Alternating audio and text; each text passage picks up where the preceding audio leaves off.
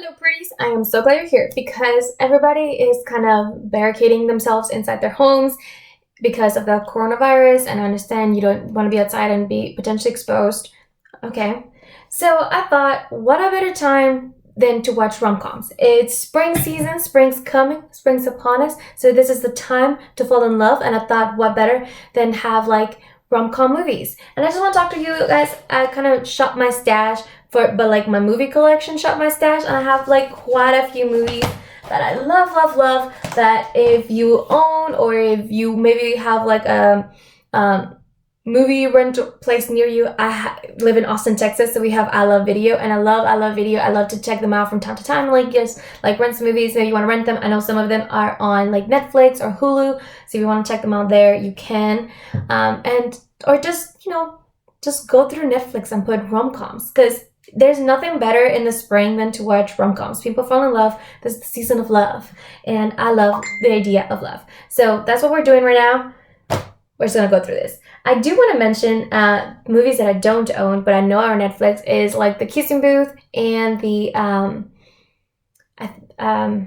To All the Boys I've Loved Before. I did a review of the To All the Boys I've Loved Before in the past, and I can link that below if you would like. But I definitely just want to mention those because they are on Netflix, and if you want to fall in love and you want like new puppy love, that might be something you're interested. So I did have a good mix of everything, and we're just gonna get started. So first movie I have is Love and Basketball. I had a roommate in college who this was her absolutely favorite movie ever. This is a movie about young love, kids they met as they were kids, they kind of dated as they're in high school. Like it's just really nice to see how this characters started out as kids and kind of moved into their adulthood and all they had to go through, but at the same time always loved basketball, and there's something that they always had in common. So Love and Basketball.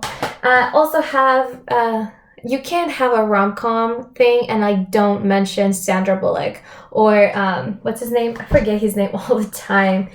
Hugh Grant. But like they were like rom-com kings and queens, so I had to mention them, and I decided to put 2 weeks notice. I almost decided to go with Nothing Hill, because I do also own that movie, and I did think about doing While You Were Sleeping, because I also do own that movie. I believe this movie is on Netflix, and both of the ones that I've just mentioned are also on Netflix, so if you want to check them out. But yeah, so she's an environmentalist lawyer. She went to Harvard, and he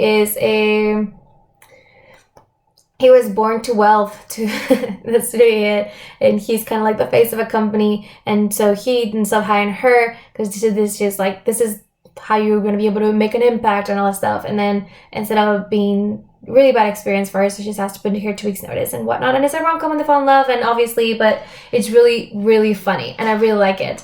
So there's that. Another basketball movie, because I don't know what it is about rom-coms and basketball, they just go really well together, and it's just right.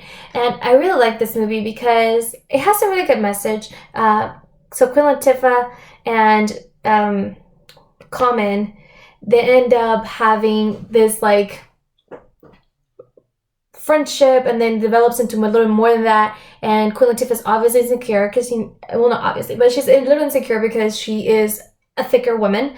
And I think anyone that has a couple of pounds on themselves can be like, well, sometimes you don't think of yourself in like the best light, and it's like, so how can you fall in love with me when I look like this, kind of thing. And I think it had a good message. Also, how she never cared that she was a little overweight. I personally always I always saw myself in Queen Latifah, not necessarily because I found myself to be thick, although I am thick, I'm also very fit, so I look pretty good if I may say so myself, or at least in my opinion, I think I look great. But because of her personality, a lot of times guys looked at her as like the homegirl that's, really cool and chill, but not necessarily the girlfriend. And definitely growing up, that's kind of how I was. I always had a lot of guy friends, and I was always the friend, but never the girlfriend. So I definitely saw myself a little bit in that. And yeah, and she ended up with this really awesome, cool guy. So just right. Pretty awesome. Brown Sugar, and this does have the same girl from Love and Basketball. What's her name? I forget. Is it Sana Lathan? I'm probably saying that wrong. But her. And she's really cute and really awesome. This two guys, all similar to Love and Basketball, have the similar like friendship from they were young, going to the friendship as they were in adulthood. They, unlike the other couple, never kind of saw themselves in that situation and just kind of sprung on them. So I really enjoy this, and they're trying like new things in their careers and whatnot. So there's a lot of good stuff in here. I highly encourage this. This one is, in my opinion, more comedy than anything, but it's so funny. He's just not that into you. And I know a lot of people hate these kinds of movies when they have like the huge big casts, but I loved it. It was so funny. And I really like the relationships, and I think there's a good message to it. You can't really just force yourself onto people. You really just have to naturally fall in love. And I really liked it. It was really nice. And I figured I need to have a Julia Roberts movie. And I went back and forth because I was like, should I do Pretty Woman? And I was like really thinking about it, but I'm like, no, that is not what I'm looking for. I'm looking for The Runaway Bride. I was thinking about The Runaway Bride too. But I ended up going with My Best Friend's Wedding because I sometimes don't love a happy ending. And I know that's kind of a spoiler a little bit. But if you've never watched it, I'm not really giving anything away. I love this movie. It is so good. It's so funny. And yeah, Julia Roberts is a complete idiot in this movie. And I love it. Please go watch it. So this is like a 4-set that I got. And I didn't really know the way to put it, but the movie that I wanted to talk about in this 4-set, they're all really good rom-coms, honestly, is going to be 27 Dresses. This movie right here is so great. It makes me fall in love. She's such a good friend, and I think she goes unappreciated, and she kind of unappreciates herself. She always has low self-esteem, honestly, and she doesn't have any reason to do that. She is so gorgeous and so amazing, and I think she kind of learns to do that through the end. And yeah, I feel like this would meet me. She just loves the idea of love, and yeah, she's amazing. And 27 Dresses. Another good one from here is What's Your Number? They're all honestly pretty good. This Means War. I would say that's less of a rom and more of a com, but whatever. That one's pretty good too. And then there's Bright Wars. I love buying sets like this, but yeah. I'm going to leave that one to the end. Newer one for the younger kids.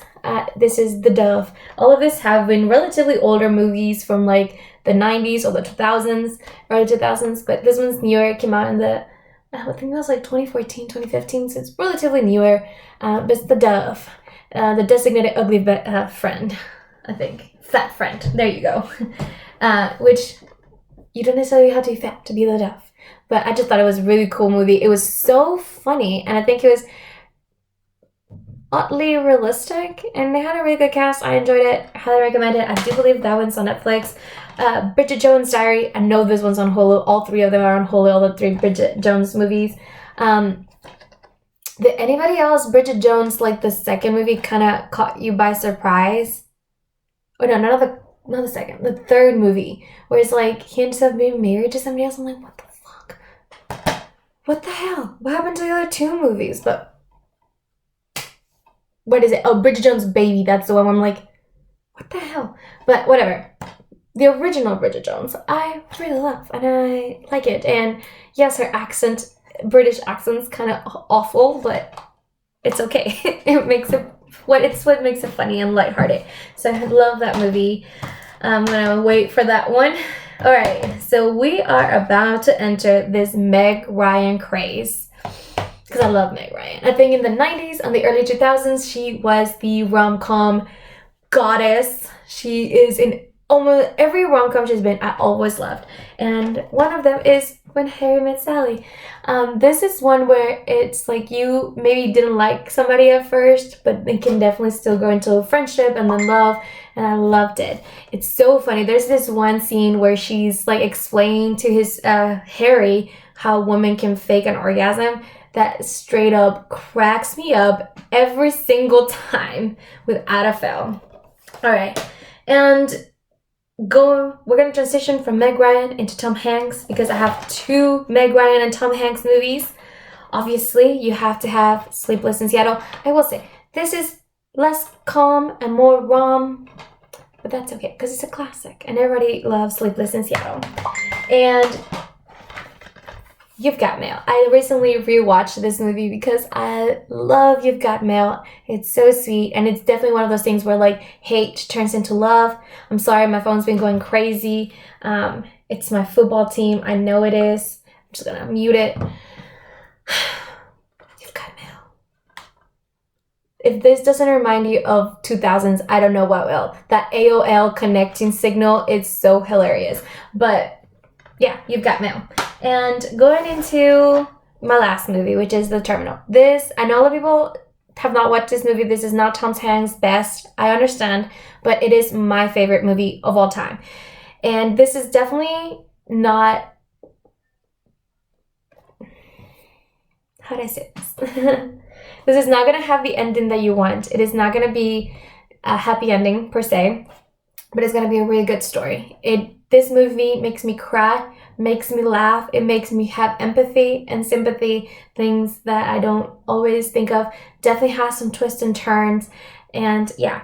So this movie, Tom Hanks is from Krakow, and it's a small town near Russia, and it turns out that while he was in flight to New York, there was a government uprising, and he essentially lost his country. And because he lost his country, the United States government cannot take him in.